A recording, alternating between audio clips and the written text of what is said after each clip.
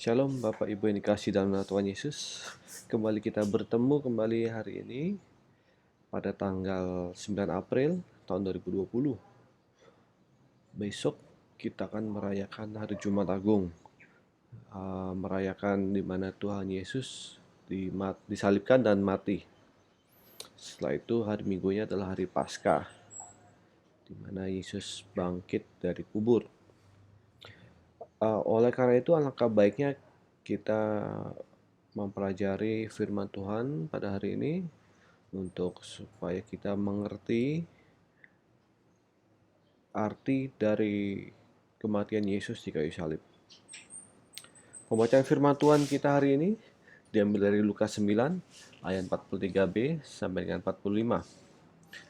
Ketika semua orang itu masih heran karena segala yang diperbuatnya itu, Yesus berkata kepada murid-muridnya, "Dengarlah dan camkanlah segala perkataanku ini.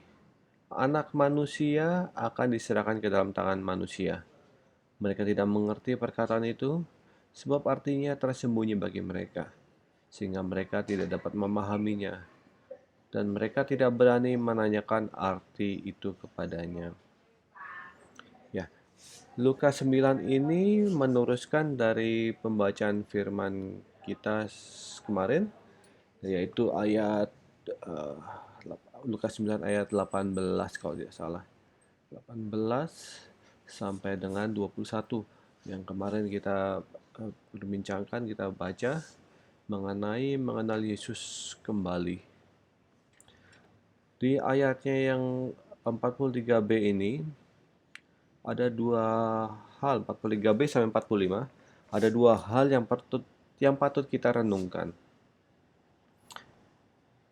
yaitu ayat 44 dan 45. Kita baca kembali 44.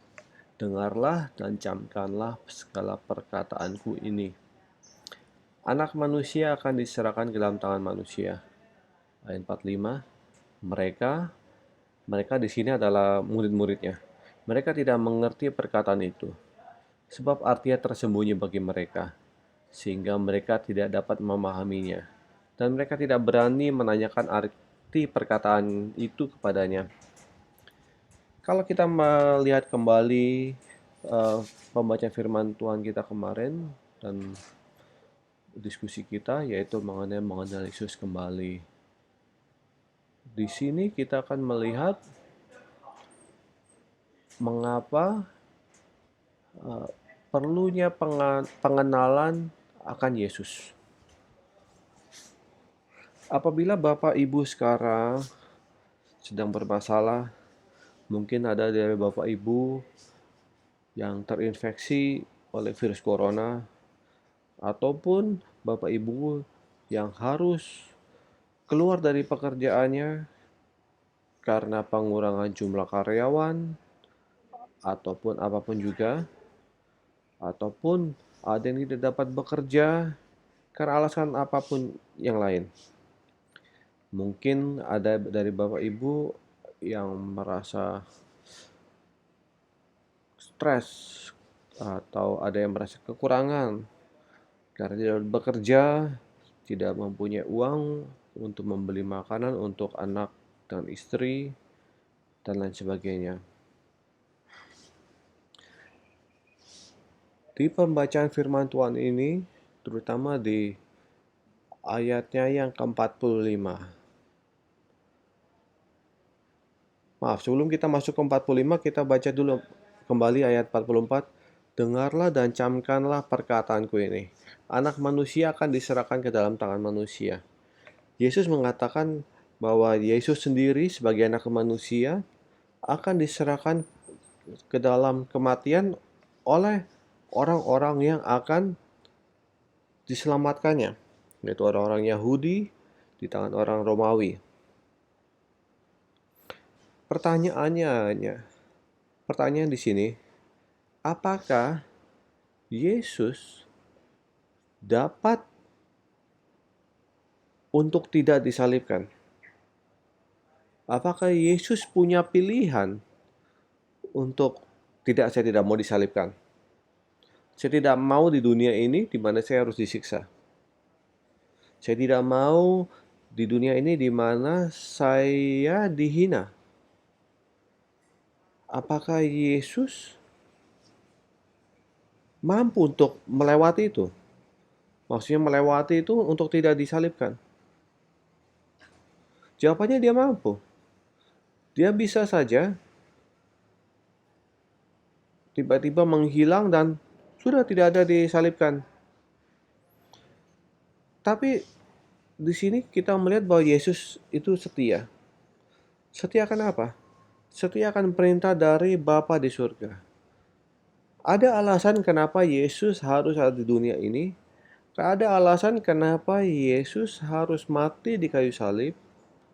Ada alasan kenapa Yesus harus disiksa sebelum dia mati. Dan Yesus tetap setia. Yesus tetap setia akan rencana Bapa di surga. Pertanyaannya sekarang, kalau Yesus dapat setia melewati cobaan itu, apakah kita bisa? Di ayat 45 tertulis di sini, mereka tidak mengerti perkataan itu. Artinya, murid-murid tidak mengerti mengapa Yesus berkata begitu. Pertanyaannya, apakah mereka tidak mengerti dari perkataan itu, ataukah murid-murid itu mengerti bahwa Yesus mengatakan bahwa dia akan disalibkan, tapi mereka tidak mengerti mengapa Yesus tidak bisa melewatinya. Itu pertanyaannya. Tetapi apapun juga, Yesus tetap setia. Ayat 45 mengatakan bahwa kita mungkin tidak mengerti rencana Tuhan terhadap kita. Murid-muridnya tidak mengerti mengapa Yesus harus disalibkan.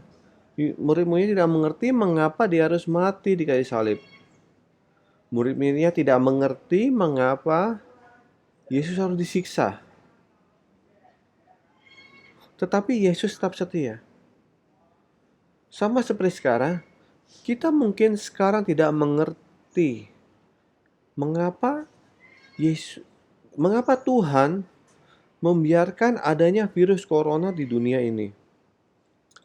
Kita tidak mengerti mengapa kita harus diisolasi sebegini rupa, kota demi kota, negara demi negara.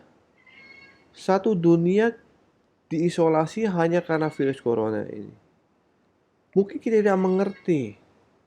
Mungkin kita tidak mengerti mengapa mengapa saya harus kehilangan pekerjaan. Mungkin kita mengerti mengapa saya sekarang sedang sakit. Mengapa bukan orang lain? Saya ini orang yang cinta Tuhan. Tapi kenapa saya harus sakit? Kenapa harus kehilangan pekerjaan? Mengapa harus berkesusahan? Kita tidak mengerti arti ini. Tetapi kita harus ingat bahwa karya keselamatan Kristus itu besar. Dan karya keselamatan itu untuk kita secara pribadi. Artinya apa? Ada waktu di mana hidup kita tidak lancar. Di mana hidup kita harus bergelombang. Tetapi selama pandangan kita tertuju terhadap Yesus terus, ada rencana yang lebih besar di balik itu untuk kita. Saya teringat mengenai cerita mengenai murid-murid Yesus berada di kapal dan berada di tengah badai. Artinya apa?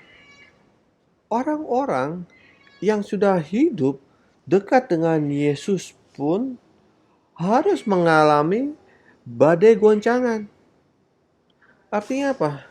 Sebagai orang Kristen yang kita percaya bahwa Kristus adalah juru selamat kita, jangan sekali-kali kita merasa bahwa karena kita seorang Kristen, hidup kita akan selalu santai, damai, lurus-lurus saja. Tidak ada kesusahan satupun. Tidak. Yesus tidak pernah menjanjikan hal itu. Yang Yesus janjikan bahwa Yesus selalu ada di samping kita. Yesus ada menjaga kita untuk melewatinya. Begitu juga dengan hal ini, di mana kita sedang berkesusahan karena virus corona ini, yakinlah bahwa Yesus selalu beserta kita. Kita tidak mengerti pekerjaan ini karena tersembunyi bagi kita di ayat 45, sehingga kita tidak dapat memahaminya. Tetapi Yesus tahu. Pada malam nanti kita berdoa,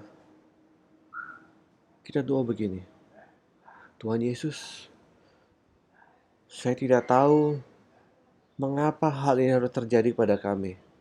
Tapi kami percaya itu Yesus, bahwa Kau ada juru selamat kami, dan Kau akan selalu mendampingi kami dalam segala hal.